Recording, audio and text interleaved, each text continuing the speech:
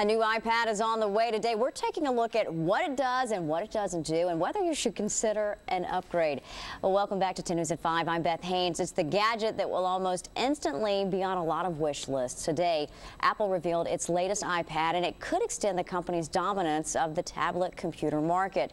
So far, Apple has already sold 55 million iPads. Among its new features, a high-resolution Retina display screen, 4G connectivity, a higher resolution camera capable of HD video, and while it's slightly thicker and heavier than its predecessor, it'll have similar battery life.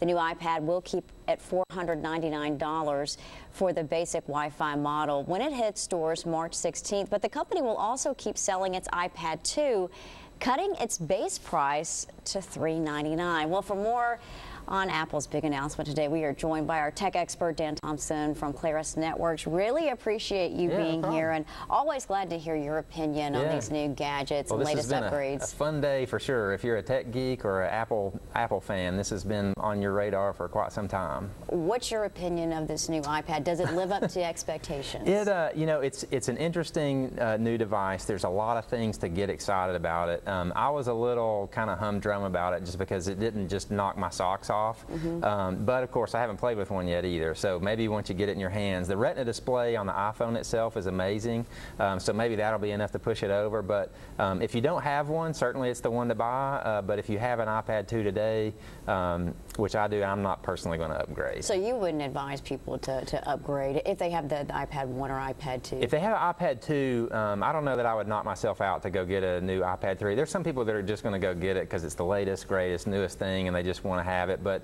I don't know. I just wasn't all that geeked about it. So.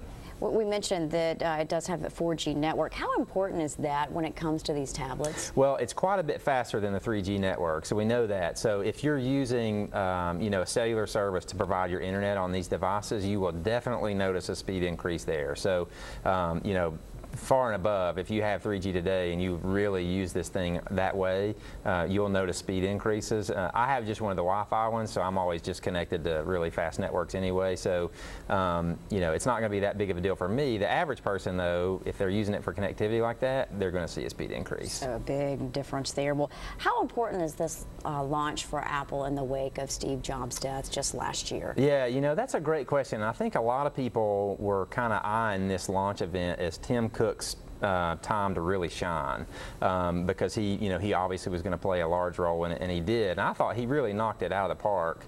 Everybody that I was reading had very good opinions of him and his presentation, and just kind of the Apple team's presentation. So it would seem that they're clicking right along. You know, obviously, you know, they missed Steve Jobs, but it seems like it's business as usual at Apple.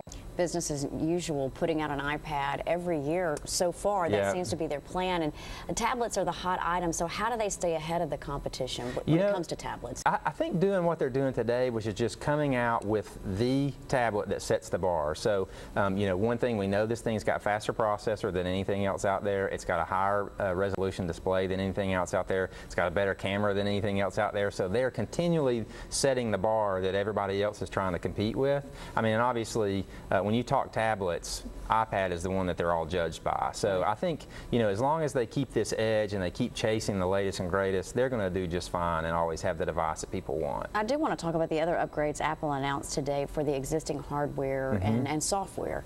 Yeah. So they announced the new iOS version, and there's some other new hardware upgrades like the Apple TV they talked about.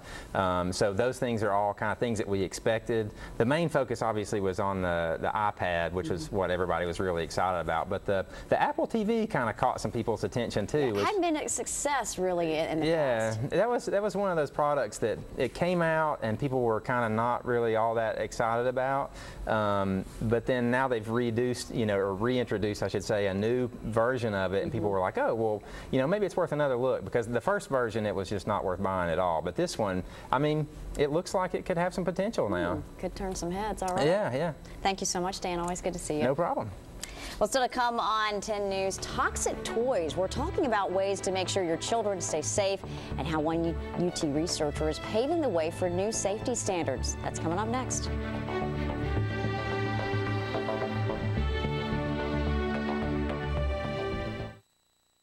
Before I came to HRC Medical,